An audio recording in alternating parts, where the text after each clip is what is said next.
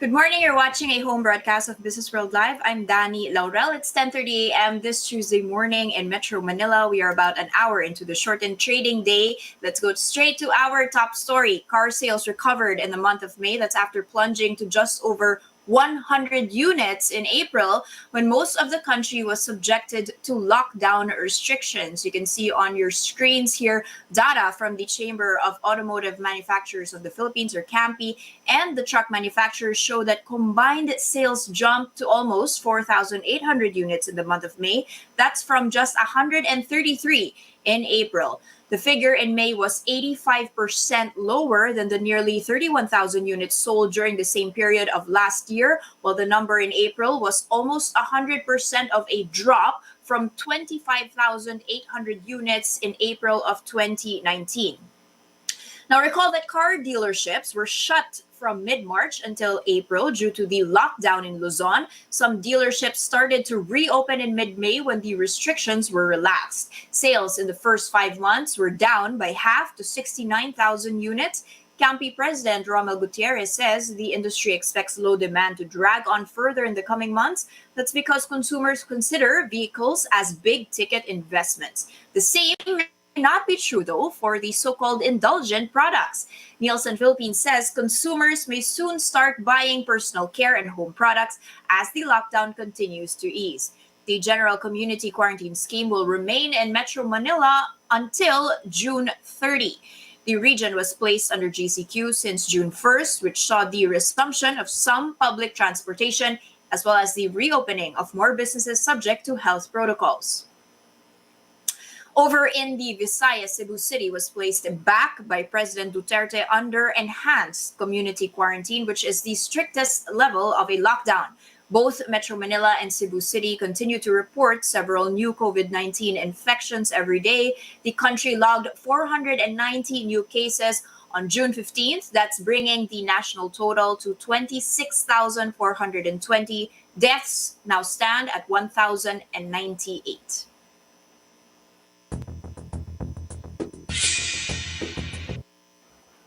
Checking in on our markets here as you open the terminal with me, you're going to see our index actually staging a rebound. We're well above 62.30 now. We're up by 1.2%. And you can see on your charts here our year-to-date performers.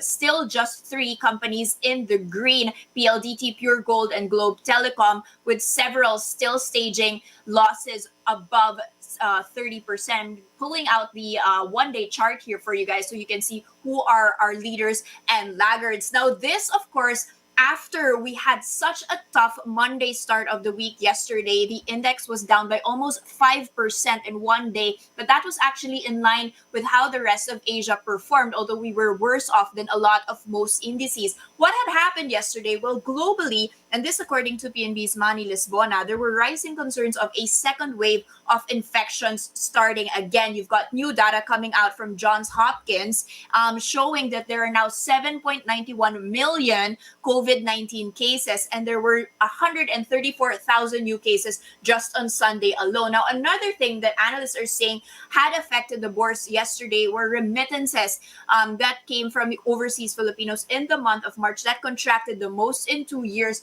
and you could actually see that the properties and consumption stocks, I'll just pull that out for you in my terminal, so we can see whether they have actually recovered this morning. But properties and consumption stocks were what led the declines yesterday. Those dropped by more than 6% for the property space. You can see properties now rebounding. That's up by 1%. Financials as well, staging a rally up by 2.8%, but it's still a mixed picture with half and half in the green and half in the red. Now, speaking of properties, I just want to pull out SM Prime for you guys because there's a lot of news on this. Of course, this is our biggest property developer, and they had been heavily sold off yesterday. They sank by 7.8%. You can see now on my terminal that SM Prime is now up by 1.8%. Now, what's going on with this company? They did mention that they are cutting their dividend to a 13-year low this year.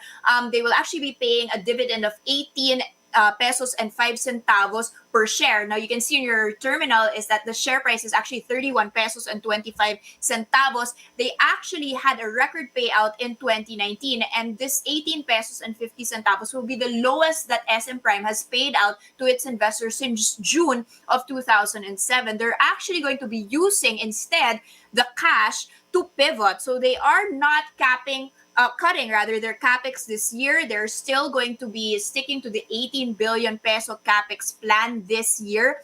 And in addition to that, they're spending 100 million pesos to build up their e-commerce platform. So they're going to be creating a click and collect platform, enabling tenants in their malls and customers to meet virtually. So basically, an online mall now is going to be happening for SM Prime, and that amid them having already reopened 74 malls in the Philippines since May 15th. Now, another one that's bullish on SM and SMIC is actually Bloomberg Intelligence. They're saying apart from retail resurging, they're actually seeing the markets, the food business of SM parent containing SM Markets, Alpha Mart, and Walter Mart, because they are saying that was actually up 20% in the first quarter, and that offset the decline in rent income that we saw from SM Prime, which went down by 12% year on year in the first quarter. Now, another one that I want to check in on are our airlines here, especially since they are now resuming their flights. Now, Cebu Pacific Air has mentioned that they are targeting to resume 15% of their flights just in this month. That's according to their CEO, Lance Gokongwei, by the end of June. Right now, they're only flying 2% of their previous capacity. And during the lockdown, they actually earned less than 5% of their usual revenues. Very quick check here in Cebu Pacific, that's actually trading up by 3.07%. PAL, however, in the red, sold off by 3%. Now, another bright side here to be celebrating, let's say, is the first IPO of 2020, an IPO that came out in the middle of the pandemic, and that is, of course, MerryMart, Consumer Corporation of Injapsia. And I'll just show you guys here how they had hit ceiling in the first trading day that they listed on the bourse. You can see that right now, okay, so the share price at IPO was 1 peso. It's now trading at 2 pesos and 25 centavos. That is a hefty jump of 125% in just the first day plus first hour of today. So, a very high rally there, not just a rally, but really upsurge. It was twice oversubscribed. That's according to PSE President Ramon Monzon, and he's hoping that this performance will be encouraging more entrepreneurs to do the same. Now, he says that close to 8% of the IPO shares were actually availed by 3,500 small investors, local investors, small investors. This is actually the highest number ever that small local investors have subscribed to an IPO to date. Now, they are, of course, very ambitious. They want to have 1,200 outlets by 2030. They currently only have 7. And also this amid, Double Dragon actually gaining 11% amid this IPO of MerryMart. And another thing that investors are looking at, and this according to AB Capital's Lexter Azurin, is the good story to tell, because this is, of course, groceries, and also the fact that when Double Dragon had done its IPO, it actually gained 3,400% in 26 months, and these are, of course, headed by the same person in Japsia. Now, another person who was here, and you can see on your screens here, this bell ringing with the people wearing face masks. One of them is, of course, Finance Secretary Sonny Dominguez. He physically attended the listing ceremony and the PSE Tower in BGC. He said that MerryMart's IPO is a good sign for the Philippines' economic recovery. It shows that, it signals optimism that despite this global downturn, the Philippine economy has the fundamentals. Now, another one that I need to check in on is China Bank. So moving over to the banking space, there were several reports earlier on, and this is the backstory there.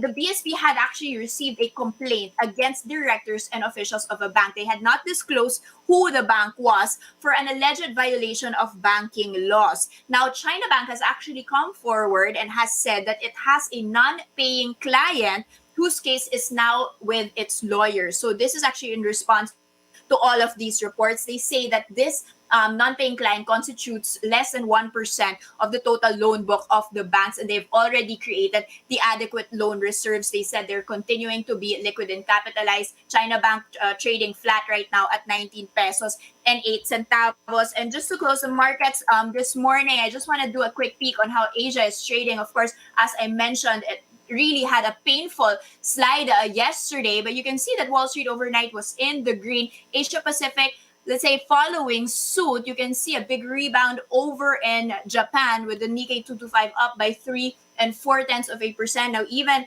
in Hong Kong, the Hang Seng up by 2 4/10%. China as well. So it's actually more or less green. If I take a look at the timestamps here, everyone that's trading today and that is open for trade is actually in the green. Now, this also was expected. We actually had futures pointing to positive performance over in Asia. This after the Federal Reserve over in the US said it will begin buying a broad portfolio of corporate bonds to support the US market.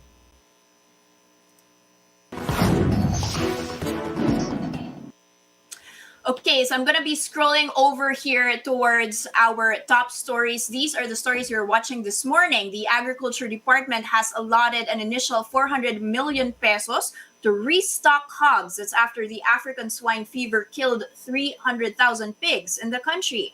Agriculture Secretary William Dar tells the Philippine Star that the agency wants to immediately mobilize these funds and release 200 million pesos each to Calabarzon and Central Luzon. Meat Importers and Traders Association President Jesus Cham said further cuts in the country's pork supply are on the horizon. That's until ASF is eradicated or a vaccine becomes available. The pork industry is blaming the high retail prices of pork on the reduced hog population, saying producers cannot make money at the current SRP settings.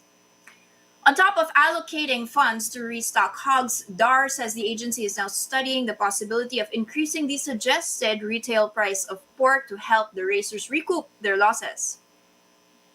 NLEX Corp and the DPWH unveiled the latest section of the NLEX Harbor Link segment, which is expected to cut the travel time from Quezon City to the port area in Manila to just under 20 minutes. The 2.6-kilometer elevated section runs from the New Caloocan interchange in C3 Road to Mel Lopez Boulevard, or the former Radial Road 10 in Manila. DPWH Secretary Mark Villar says the expanded Harbor Link will certainly boost the government's traffic decongestion efforts in Metro Manila, as well as other major thoroughfares. Around 30,000 vehicles are expected to pass through the expressway every day. This road project is part of the EDSA decongestion program that's under the government's flagship infrastructure program, Build, Build, Build. Fitch Solutions has downgraded its growth forecast for the country's construction industry, that despite assurance from the government that key infrastructure projects won't be derailed by the pandemic. The research arm of the Fitch Group noted possible delays that's due to reduced budget for infrastructure this year. Fitch Solutions lowered its 2020 growth outlook for the sector to 2.9% from its original 3.6% forecast. This was largely due to the redirection of infrastructure funding to government's COVID-19 response. You can see on your screens here the budget set aside for the country's two major infrastructure implementing agencies were reduced and reallocated to efforts against the pandemic. Infrastructure spending also fell in the first quarter, dropping 12.4% from a year earlier to 156 billion pesos. This is 18% short of the 191 billion peso target. The group now sees Philippines' infrastructure sector posting a 3.2% year-on-year growth in 2020, down from its previous 5.4% forecast. Fitch Solutions says it will keep projections for 2021 unchanged at 8.5%. That's despite expected higher infrastructure spending next year at over 1 trillion pesos. The group noted deeper budget cuts may still be possible if the COVID-19 crisis persists and continues to affect our economy.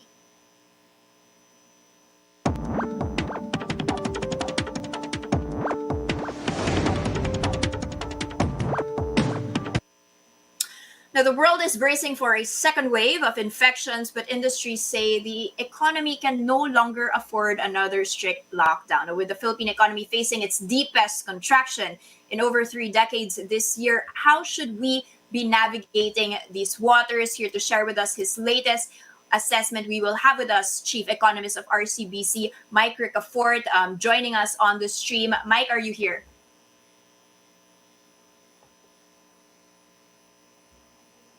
Good There morning, you Danie. are. Okay, perfect. Good morning and great to have you back, sir.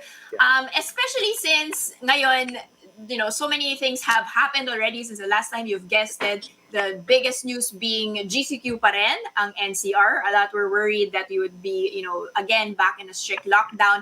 Can we just Yeah. take a step back and say whether you've seen a significant improvement in the economy since we've become GCQ and things have started to normalize? Has it been better than expected, worse than expected? Well, so far, since the latter part of May, we have seen the gradual reopening or restart of some businesses, especially those that were not allowed during the lockdown. Now, they have started to operate again and reopen again. So it started a month ago, uh, May 16th. Then we saw further easing of the or a relaxation of the lockdowns come June. But we have to note that uh, well, at least we have seen the worst already. That's a key Okay. takeaway. We have seen the worst in terms of data. We have seen the biggest declines in both exports and imports on a year-on-year basis. Imports down by 60% year on year for April. For exports down by 50%. So maybe that's already the worst because April was the full month of the lockdown. Uh, then Okay. manufacturing also, we have seen a contraction, a similar contraction in manufacturing. That's because those two are intertwined, both manufacturing and trade. So we have seen a sharp reduction also. In fact, even those industries that are considered essential, like food manufacturing, the best performers still declined by at least 40%. Considering that Okay. they still continue to operate. That's expected because Okay. of the sharp reduction in production activities, in sales, and as well as in net income. So so we have seen that uh, well and at the same time, of course, uh, that's the full effect of the lockdown in April. Hopefully, if we see the data come May, we will already see Mm. some improvements, especially since the second half of May for practically all data like manufacturing, exports, imports. So at the Okay. same time, uh, maybe we have already seen the best in inflation also because oil Mm. prices already started to correct higher to 3-month highs recently. We have seen the lowest for oil around April at the height of the lockdown. So, uh, so we've seen some pickup, but that's expected because oil prices were reached. Well, we've seen a sharp collapse or decline Mm-hmm. around April, but precisely because demand was really low because of the lockdowns. Okay. Barely anyone was driving.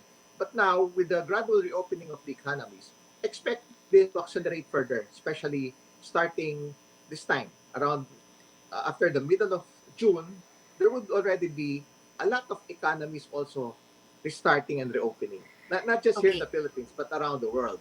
So that would be our data. Hopefully, we have seen Okay. the worst already. And what we're trying to manage now as economies reopen, hopefully, there won't be any second round or Mm. a second wave or a Mm-hmm. new, new set of infections. So hopefully, we won't see that anymore. Okay.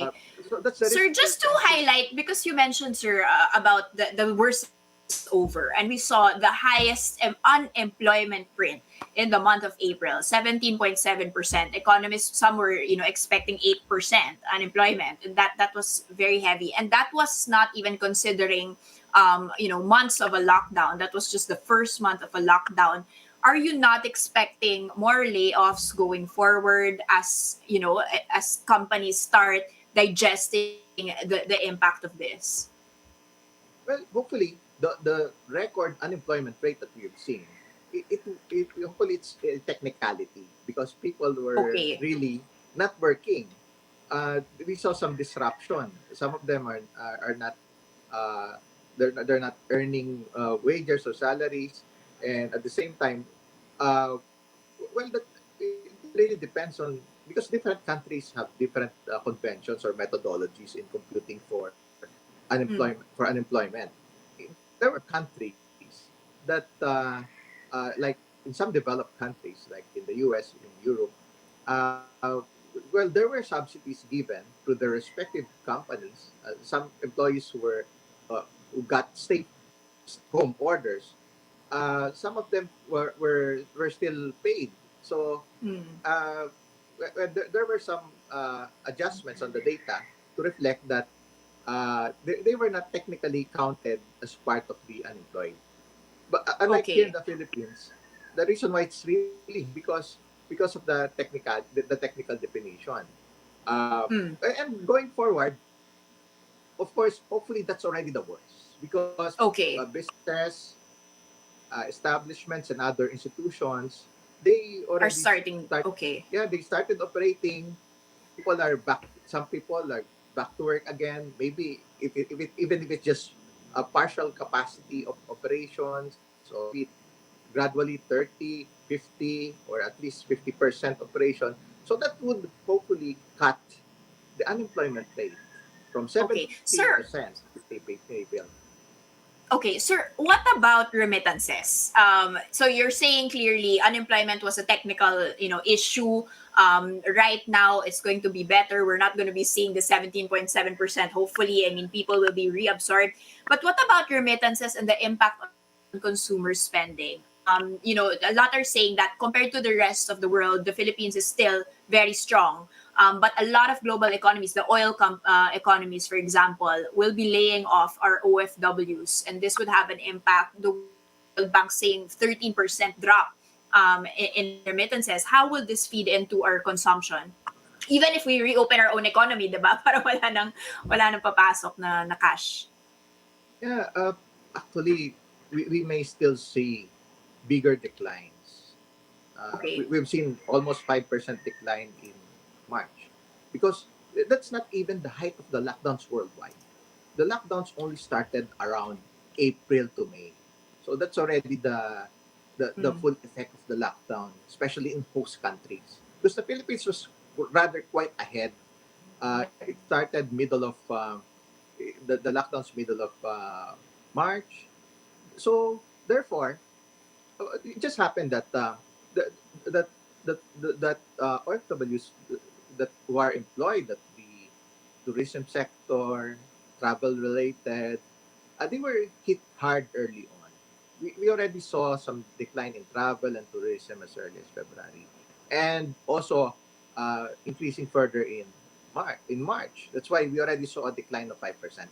And now with the full effects of the stay-at-home orders, the work from home orders, as well as the lockdowns in major host countries led by the US, the rest of Mhm. America, as well as in Europe, uh, and parts of Asia, as well as in the Middle East as well.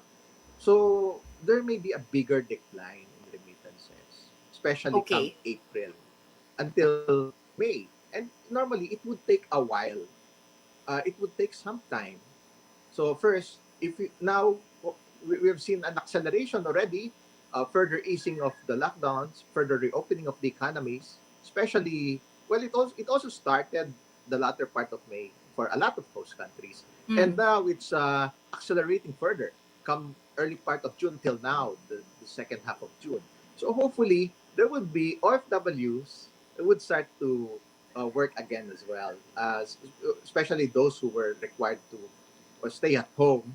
Uh, Right. but we have to note also that we have quite a number of OFWs that belong to the essential industries, especially the medical professionals The other Will that factor, offset that, sir? To what extent will that offset it? yeah, that would still significantly offset in Okay. a significant in a significant way.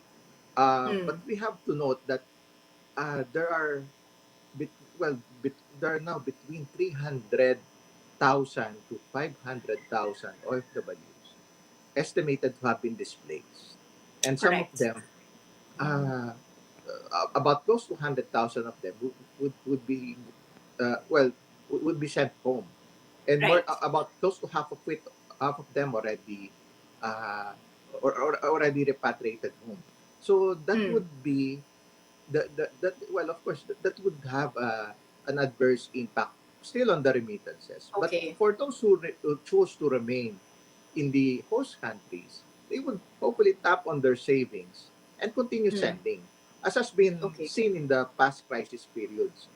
Hopefully, some of them, okay, some of them would work again as economies reopen. Those who were displaced, they will try to look for and try to restore the jobs that they have lost, either in the same industry or maybe in another industry, or either in the same host country, maybe in another Mm. host country. So those are the flexibilities. We have to note that Okay. remittances, the Philippines is the fourth biggest in the world in terms of remittances at 30 billion. That's Mm-hmm. 10, at least 10% of the economy. Uh, at the same time, OFWs account for at least 10% also of the population. And about half of the population are direct and indirect beneficiaries of Okay. OFW. They belong to S- an OFW family. So consumer spending, which accounts for 70% of GDP, mhm. definitely with some decline in OFW remittances, that could have also some drag on consumer spending. We have to note that OFWs are the biggest market for a lot of products, including big ticket Properties and items. yes. Yeah, real Yeah. estate, even consumer goods and services. Mm-hmm. Also, a lot of even durable products like Okay. vehicles, appliances, furniture, and so on. A lot, even in the services sector for the education and Mm-hmm. so on. So that would have a drag on consumer spending. But Sir, can hopefully, we talk about apart from consumer spending, because you've highlighted it quite a lot. The other part, you said it's 70%. The other part is 30% of the infrastructure boom that the government, had still in its arsenal as a play to actually have employment back on track very soon. And to have businesses running. But now we just reported, Fitch saying that's going to be dropping significantly. We might also not have enough money to fund that because we are redirecting the budget towards other things like healthcare and helping the displaced people. To what extent can build really save the day? And is this estimate of 8 to 9% in 2021 on the back of build really a feasible target? I mean, that's infrastructure spending. That's one of the quickest way to stimulate the economy, because first it has always it has been on the infrastructure projects have been on the lineup already for quite some time, for many years. So, but realistically, for this year, we have seen some reallocation of the budget, but that's already Right. passed. The lockdowns already passed us. So going forward, uh, economic recovery plan, there would be more infrastructure projects on the pipeline. There's already some increased budgets for infrastructure spending, especially starting for next year as well as for for 2022 also, and that would create a lot of jobs, especially Okay. uh, those to those who were displaced locally, and also for some OFWs that can also be absorbed.